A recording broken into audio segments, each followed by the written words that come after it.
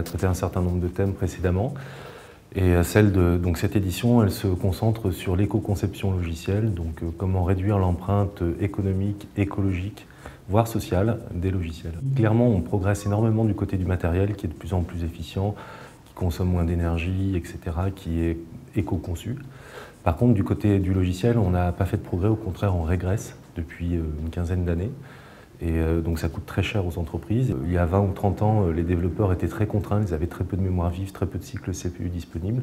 Donc les logiciels étaient optimisés au maximum.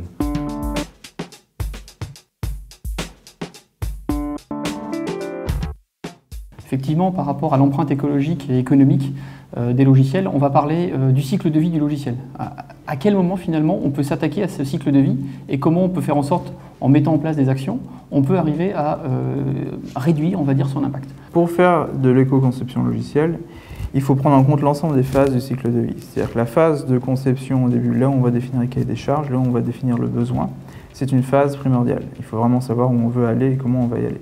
Par exemple, il y a 2 ans, Facebook, donc qui a une très grosse croissance de son activité, avait un data center qui était plein.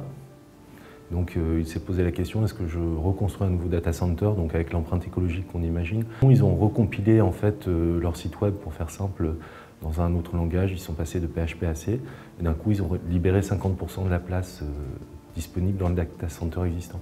Donc c'est juste une économie de 100 millions de dollars et d'une empreinte écologique qui est énorme en fait.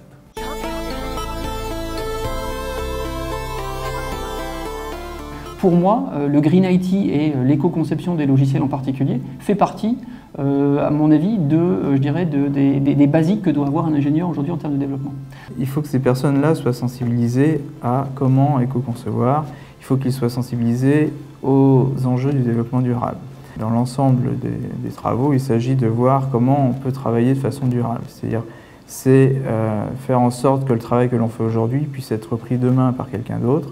C'est faire des choses avec un souci d'optimisation des consommations au sens large, c'est les consommations de ressources, d'énergie.